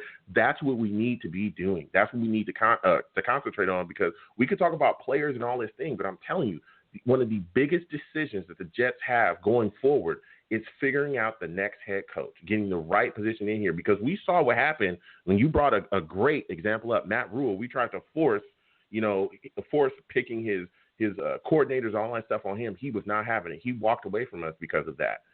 We need to make sure we get the right guy in here that understands the situation that we're in and understands how to motivate players and also utilize their skill sets. I think that's going to be very huge. And so, Mike, my question for you is, who are some of the guys that you like? Who are some of the guys that you look at that you think would be perfect to bring in to the Jets facility to turn us around? I tell you, man, the right guy for this job, no disrespect to Rex Ryan, but, I mean, I would love to have a coach like Herm Edwards, man. You know, and that guy would probably, in my eyes, as of right now, that would probably be up for this challenge would be Coach Fitzgerald. I think Fitzgerald, you know, took the challenge in Northwestern and looked what he did. As far as Campbell, I would love to have him as well. See, the reason why I'm saying that is that when you get a guy that's been in the big seat, okay, he has driven the ship. He has been the captain, okay? There's one voice throughout that whole team, okay? Nothing to, you know, listen, Bieniemy, my feeling he's going to go to the Texans, Houston's. I think Campbell is not going to take an NFL job yet. I think he's going to take Michigan when Harbaugh leaves. I think Harbaugh is probably going to go to Detroit. Yeah, I think Fitzgerald would be the guy. I think he. But let me add this as well. Keep an eye on Philadelphia. There's a lot of rumors coming out that they're going to fire Peterson. Yeah. And you know they're going to make the same mistake they did with Andy Reid. Brought in Chip Kelly and it all went to hell. Look at Andy Reid right now. And let me tell you, I would love a coach with a chip on his shoulder that already has a Super Bowl ring. Yeah. Yeah, and look, I hear you. And like you brought up as well, that there's a lot of rumors, you know, that people are talking about with the Eagles that this could be, you know, the end for Peterson. And I'd welcome him with open arms. Amen, brother. Amen, brother. Oh, man, if he was the next head coach here, I would welcome him with open arms. I understand things don't work out in other places, but they might work out here. They might work out here, and I'd be, you know, pretty excited about that. But even with that said, I got my next question for you is, when you look at these head coaching opportunities that are open around here, where do you rank us? Because a lot of people look at this situation and go, hey, the Jets, yeah, they got some cap room. Yeah, we got some picks. But, I mean, are we as attractive as the Chargers? Look at the Jaguars. They have cap. They have picks as well. They you know, we're locked into the number 2, so now they got the number 1. You know, they could end up with Trevor. They're going to end up with Trevor Lawrence. The Lions have Stafford. The Texans have Watson. You know, the Falcons, they're an organization that's 1. But, you know, where do we rank in that? We're just the Jets. How do you feel about that, and where do you think that we rank, man? You know, that's such a great question, man, because, you know, like you said, obviously Jacksonville has the number 1 pick and the number 1 cap space, and then it's everybody else. You know, you look at Atlanta Falcons, let me tell you, those people in Atlanta, man, in the ATL, man, they love their Falcons, and Arthur Blank is a pleasure to work for. You know, like, let me tell you, man, don't sleep on that job because – and they're looking to move on from Matt Ryan and Julio Jones. And that might also be tempting to give you some cap space. You know, Detroit, new ownership there. And again, you look at the Chargers. I mean, the Chargers, that's a great job. But Joe D is going to be doing the hire. And thank you, God. Thank you, God. And Chris Johnson's going to sit there and shut his mouth, which he should have done 2 years ago. That's just my opinion. And whoever that coach is, man, let me tell you, man, there's a lot of free agents out there. You know, you can't go too much in the free agency because you don't build a team like that. We are absolutely rebuild mode. And let me tell you, man, for once, I want to see us draft. I get it. We need receiver help. We need number 1 line help. We need pass rusher help. But when was the last time we drafted a stud at running back? I think the last time nothing against P-Ron, but the last time we drafted a stud was Sean Green, and he ran like Stevie Wonder. Are you kidding me, man? He was a lineman's nightmare. I mean, I just want a stud. Like, you look at Najee Harris, Chuba Hubbard. There's so much talent that we could take advantage of here. And like I said, man, it's going to start with the coach first, and we go from there.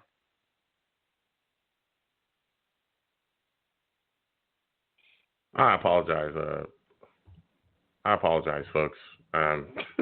Blog Talk just keeps tripping, but we're gonna keep going. I apologize to the last caller. I know it dropped and my system crashed here.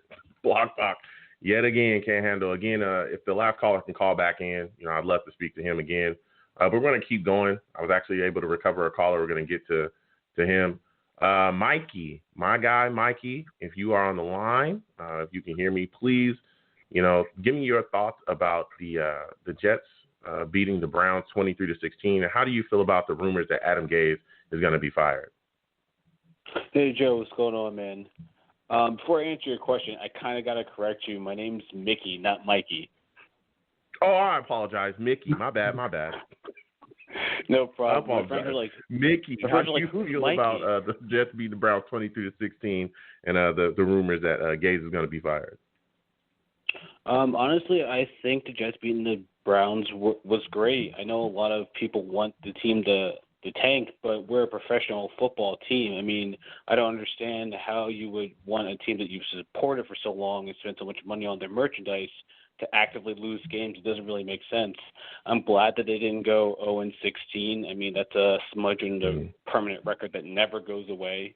I would have been happy with one win, but they're 1-2. So, I mean, wow, awesome, great. I mean, we're paying them back for ending their losing streak like 2 years ago when they got their first win against us, when they got Baker Mayfield. So, revenge is sweet. Yeah, it is. So what are your thoughts about our defensive line? Our defensive line played extremely well in this game. Basham got after it. Nathan Shepard, Fadukasi. I mean, those guys look phenomenal, don't they?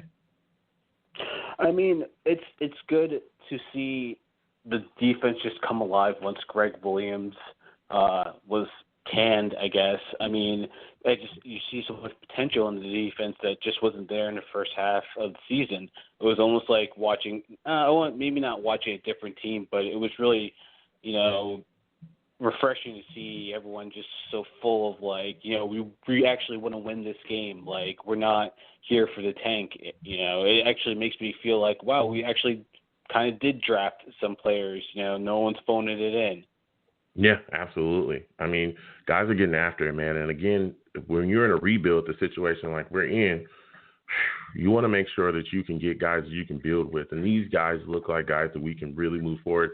John Franklin Myers, again, Fadukasi, Nathan Shepard, Basham. These look like guys that, we can really go forward with, and they're going to give us some push in the future. And I think the only thing that we need is like a real solidified pass rusher. We need to get one of those guys in the draft that we can just, let wreak havoc. And again, we did all of this stuff, all the pressure and, getting after Baker and forcing him to turnovers. We did that without Quentin Williams. He did not play because he's on IR dealing with those neck injuries and that concussion as well. So I'm excited about this. What are your thoughts about Sam, man? How are you feeling about his performance?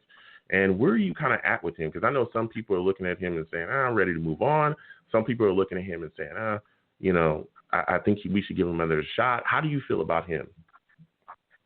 I mean, to answer that, I just go back to the history books. I'll go back to the library and put on like a monocle or whatever. And I'll just do history on the draft. And history shows that drafting a quarterback first overall is not always the quick fix for your franchise. It's actually kind of rare that you draft a guy first overall and then the next 2 or 3 years you're in the playoff picture. I think the last time I remember a team drafting a quarterback was maybe Patrick Mahomes, but they traded up for him, and they were a playoff team a few years before they even drafted him. So I don't think Trevor Lawrence was going to be too much of a game-changer draft him in and getting Sam out of here if we still have the problems that Sam is dealing with.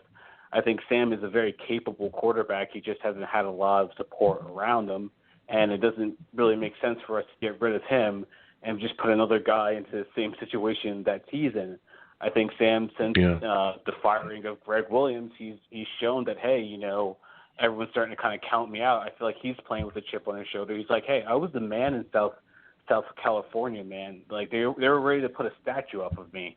All right, like you have absolutely at USC. Yep. Yeah. So yeah. I'm a big Sam supporter, man. Yeah, and so am I, but I'm fair with my takes, especially when I deal with him.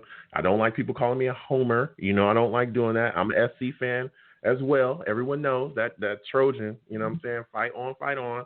But it is what it is, and I agree with a lot of your takes there. I don't think he's been given a fair chance. I do think that if you get the right head coach in here, that you'll see his play ascend as well. But we got to get the right guy, and that leads me to my next question for you is, with the rumors swirling around that Gase, is going to be gone at the end of this season, what is a guy that you are looking to get in here? Do you have a head coach in your mind that you feel would be the right fit for the New York Jets? Well, as far as everyone talking about the rumors and the dirt sheet saying that Adam Gase is going to get fired, one of my friends, Mark, just texted me today. He's like, Adam Gase is fired. And then I went online and it's like, no, he's still the head coach. If you've ever been in a toxic relationship ever in your life, it's not over until it's over. So once he gets his pink slip, once he's actually out of the building, security carries him out, cleans out his office and everything, then I will accept the fact that he's not going to be the Jets head coach. I'm still in the mindset they're still probably going to bring him back because there's something going on in this franchise and it's weird. But hypothetically speaking, so I'm not a complete pessimist, I really I didn't really believe that we were going to get Matt Rule. I mean, I thought it was cool that, he grew up as, like a local sports team fan. But if you look at what happened with the Browns, ironically, I think Rod Chudzinski, whatever his last name was, he was a homemade Browns fan, and they still fired him. So, I mean, it's not enough just to be a fan of the franchise and everything. You have to have all the tools or whatever. So, for me personally, I want a guy that's I don't remember which one it is. Either John or Jim. It was the one that was on Saved by the Bell, but the Harbaugh that's currently coaching Michigan. I think it's Jim. Okay, Jim. Yeah, Jim Harbaugh. To me personally, either him or Eric Bieniemy. But I think Harbaugh, he really had a no nonsense kind of approach to the game in San Francisco, and they had great success over there. If it wasn't an ego thing between him and their general manager. The guy does know how to win. I don't know what's going on with him in college, but I think he's the kind of like stern, no nonsense quarterback that's going to come into our locker room that's kind of undisciplined to be like, hey, listen, I know how to win, and I know how to get you guys to know how to win. You just need to do your part, and I'm not here to joke around. Yeah. I mean, a lot of people are talking about Harbaugh as well. Like you just brought up, I know that there's some people that, want him brought in here too. There was a lot of rumors swirling that the Jets would be interested in him. A lot of stuff swirling around. So, yeah, I hear your take there. And, I could agree with that. But when you look at this situation with the Jets right now, we're getting rid of Adam Gase. If the reports are true, like you said, it's not over till it's over. I'm with you there. Yeah. So, I've talked to people. I'm not, right. I want Gase gone, damn near more than anybody. But I'm still waiting and seeing, just like you. I'm not going to buy in just yet. But when you look at this situation, where do we rank, dude, on like the list of openings? Because the Chargers are out there, the Jags are out there, the Lions, the Texans, the Falcons. I mean, what makes us so attractive amongst those groups? I mean, there's always going to be more attractive offers out there. The Jets we're like a medium ugly franchise. We're not the stud in high school. We don't get all the girls or whatever. That's always how it's been. And hearing people complain about that it's kind of weird because we've never been really attractive traditionally. The Jags, the Cons, they've let it be known that like winning is number one. That's what they care about. A lot of these teams, Arthur Blank in Atlanta, he's like, listen, if I even think that you can't do your job, I'm gonna hire you and then fire you the same day. Like winning. There's franchises that let people know specifically. They'll wear a T-shirt. They're just like, we want to win. And the Jets kind of haven't been that team since maybe before I could walk or something like that. I don't know. Mm-hmm. But I don't think that our job is as horrible as humanly possible. I mean, I still think the Browns, the Lions, two teams that actually did go winless. Yeah, winless in a season. Before Tom Brady, the Bucks were still kind of weird. Like, I don't think we're as bad as, everyone's been punching down on us and everything. I just think it's just a matter of, our owners and, the executives really making it known to whoever they sit down with that, hey, we've heard all the rumors. We heard everything everyone's been saying about us around the league. Are you the guy that's going to turn the ship around? Because we believe in you and we believe in what you can do. Unless, like the Johnsons, remember that they own a football team and can have that conversation with a coach and let him believe that that's what they want to do, we're going to be in the top 5 for the next couple of decades. Yeah. You bring in straight facts. I think it's really important, and it's great that, even some of the reports that are coming out that Joe Douglas is going to be fully in charge of the next, head coaching search, that he's going to be able to run it. Because how many times have we done this where we've, paired a GM with a coach or paired a coach with a GM, and these things don't work out. You have to allow a GM to pick his head coach. We have to get our reporting structure together as well. I believe that the coach should report to the GM and the GM should report to the owners. That's how I think it should go. I think Joe, that's too logical. Revolutionizing that with it's too much like right, huh? We're the Grey's Anatomy of the NFL. Like, people are here one day, they're gone the next. People are going to the parking lot, they're never coming back. It's a whole different universe. We've got to get that together. Until we get our structure together, we're going to continue to have issues. But it's great to hear. Again, these are just reports. It's great to hear that the reports are saying that Joe Douglas is going to be in charge. He's going to be making the decisions, and we're going to get, the guy that he wants in here that's going to see his vision. I think that's extremely important, because when you have dysfunction in your front office, you'll see dysfunction elsewhere too. And we've seen that. We saw it, right when we hired Adam Gase. Immediately, there was issues with him and Mac. Mac ended up getting fired. We gave him a free agency and a draft. It was terrible. it was hilarious. Just bad, but it was hilarious. It was pretty ridiculous. But Mickey, listen, I got to get back to these calls. I want to thank you for calling in, my friend. It's always good to hear from you. Happy holidays to you and your family. And I want you to have a good night, man. Happy holidays, man. Take it easy. Happy New Year. All right, you have a good one. Happy New Year's to you as well. Oh, man. Mickey calling in with the fire. Listen, the Jets, we've got to get it together. We got to get it together. I'm going to get back to the caller. The caller that I missed, I know you're on the line. I'm coming directly back to you. I got to go to the Savages really quickly. Salute to everybody. Val Outlaw says, too much heat from Blog Talk. Facts. Yo, bro, we talk about Blog Talk. Come on, bro. Come on, bro. Blog Talk be hating. You can't hate. It's too. It is what it is. They can't stand what I'm doing.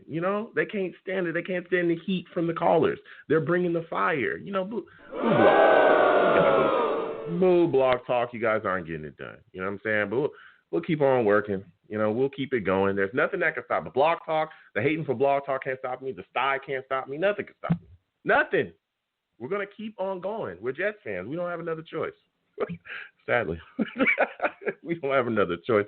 Portway in the chat. Salute to you, Portway. Portway says, if you cursed on Joe's show, he would get you out of here faster than Blog Talk crashes and drops great callers. That's a fact. That's a fact. Blog Talk be tripping, man. But we're going to get back to these lines. We're going to get back to these callers. Mike from Bay Shore, I know you're back on, Mike. You were bringing a great point. Joe, about what's up, player? What's up, player? How you doing? What's going on, man? Give me your thoughts again about where we land, in these group of teams that have head coaching openings. I apologize, Blog Talk is tripping. You're a heck of a caller. Go ahead, man. Well, you know what? Like I said, obviously Jacksonville's going to be number one. And Atlanta, I would say number two due to the ownership. And again, just as much as the Chargers are an attractive job, they're not. They don't have a great owner as well. You go back in the day, they fired Andy Schottenheimer and they traded Drew Brees.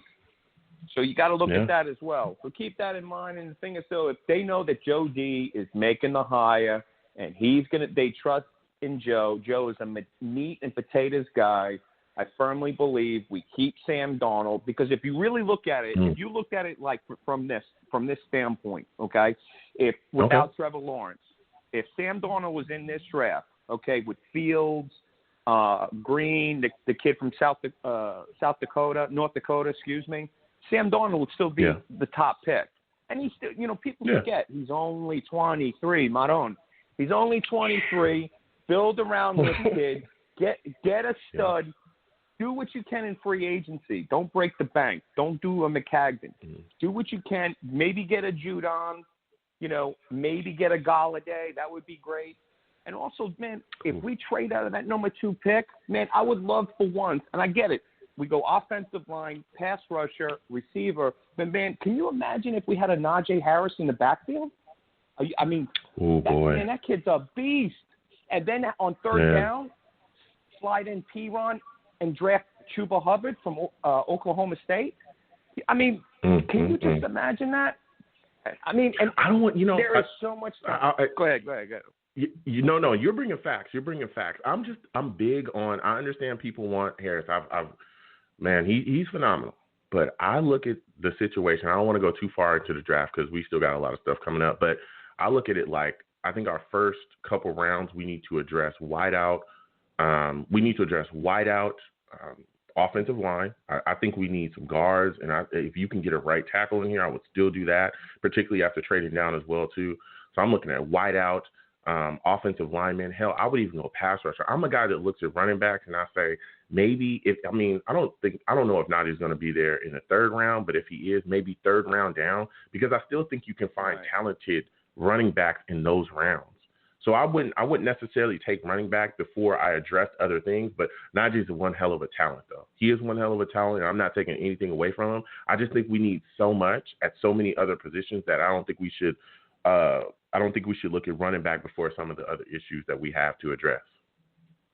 No, that's a valid point, and I agree with you. But let me tell you, man, I can't remember the last time we had a stud that we drafted at running back. Nothing against P-Ron. Yeah. I love P-Ron. Yeah. We had Sean Green, but he ran like Stevie Wonder. I mean, he was all over the place. You know what I'm saying? No, I'm serious. He was a lineman's nightmare. He was a lineman's nightmare. And then Lamont Jordan. Go ahead. Lamont Jordan left us for the Raiders. So it's like we can't get a break here. But I tell you, brother. I tell you, man. Yeah, I mean, there's a lot to address. There's a lot to address, and we'll definitely attack that with the draft coming up. We have ran like Stevie Wonder. We got so much coming up, and we got capital. And I think what a lot of people continue to forget, some Jets fans continue to forget, we have 2 first-round picks. Everyone's just talking about that number 2, but let me tell you something. That first-round pick we got from the Seahawks, we could really gain some solid capital from there. And it's particularly in that bottom of that first round, top of that second. Oh, boy. Because let me tell you, look. I hear you, man. No. Everyone knows that I wanted C.D. Lamb, who fell, I think he was like 17, right?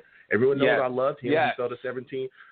There's this dude named Tony Jefferson. I don't know if y'all know about him, but I did.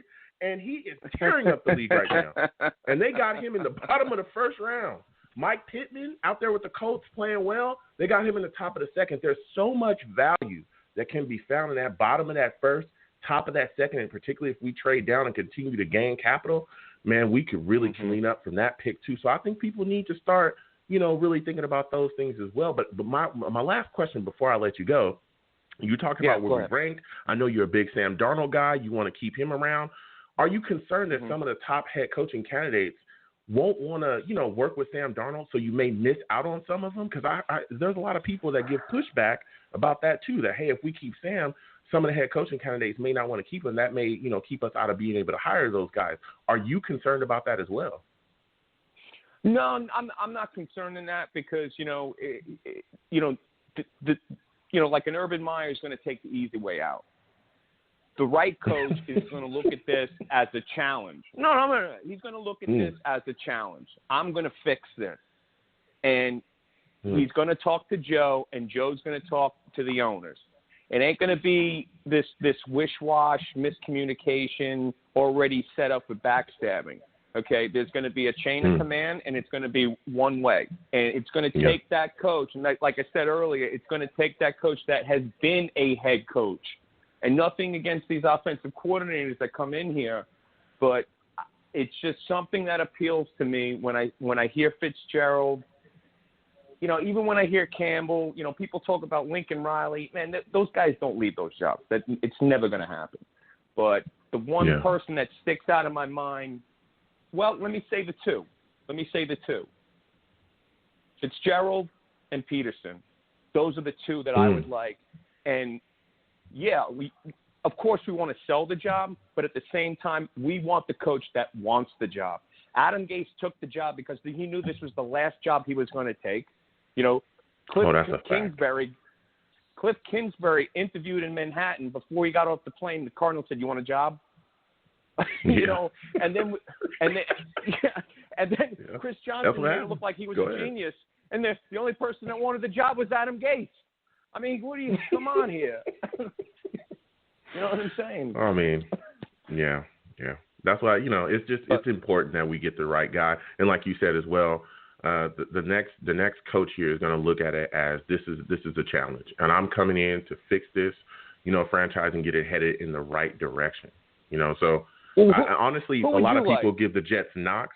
Yeah. Who would I like? I'll definitely get to that. That's a great question. I like Eric. I understand people want to go to college route. I know you talked about Campbell and those other guys, and some people want Harbaugh. But I'm big on coordinators currently, and I'm big on coordinators that have been able to develop and groom young quarterbacks because I want to stick with Sam Darnold. So I look at guys like DeBoe, who's worked with Josh Allen. If you could turn around, if your staff can turn around Josh Allen's mechanics, bro, you can do anything. Okay. if that's a Arthur good point. Smith wants to that's come a really here, good point. Yeah. If Arthur Smith wants to come here, I'm doing it. If he wants to come in and work with Sam, I'm with it. I love Eric Bieniemy. That's my number one guy. I loved Andy Reid's offense. Even after he left Philly, I know people were talking about all these other things. Dude, he went there, got around some young offensive minds. If you look at his tree from Peterson, all these others, they go places and they're competitive. They put teams together. Their offenses work. So I think bringing him in here is very smart too. And kind of my outside guy, my last guy, he's starting to get pushed down is Greg Roman. I know some people don't like him. Some people do. He's one of my guys that I have, that I have kind of on the outskirts looking in out of my top, so those are like my top four. But I think another thing that people are not looking at as well, and that's why I'm so glad that these reports are coming out, that Joe Douglas is going to be in charge and the Johnson's going to get away, because I think one of the things that made us unattractive was the Johnsons. And I don't think people talk about that enough. The Johnsons and their dysfunction, the nonsense that we're all Jets fans. We've seen it for years.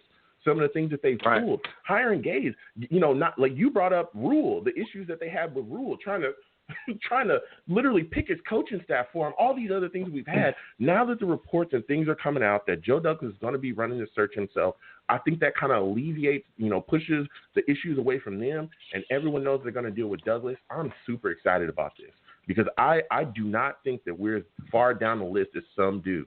I think we're either second or third. I truly believe that because we have the structure now with a general manager that has connections, that turned a box safety into 2 first-round picks. I will say it again. He turned a box safety into 2 first-round picks. And we've seen him do other things to better this football team, and he's respected around the league, like truly respected, not like, Mike Cagner respected, like really respected around the league and is able to get things done. So I'm excited about that going forward. What are your thoughts on that? I'll give you your last word. I think every one of those candidates would be great. I mean, we can only go up, but at the same time, we can we definitely those guys have already proven and showed the stats, and their offenses are in the top 10 to top 5. And we haven't had that in God knows how. We haven't had an explosive offense. We haven't had an offense where we, as Jets fans, would pick as our first pick in fantasy football. I mean, come on. Let's not lie. We're usually trying to get the guy facing the Jets. Exactly. We picked the defense playing the Jets. So for once, let's get a receiver from the Jets, and let's get a running back from the Jets. How about that? That's a fact. And change those uniforms. And change those damn uniforms. It looks like antifreeze on concrete. I'm sick of these uniforms. Who in the hell designed that? Those things are horrible, Mike, bro. Listen, I want to thank you for calling in, man. Happy holidays to you and your family. Next time I have a show, please call in, my friend. I love hearing from you. I'm calling in. Happy New Year. And go Jets. All right. Go Jets. You have a good one. Thank you. Oh, Mike calling.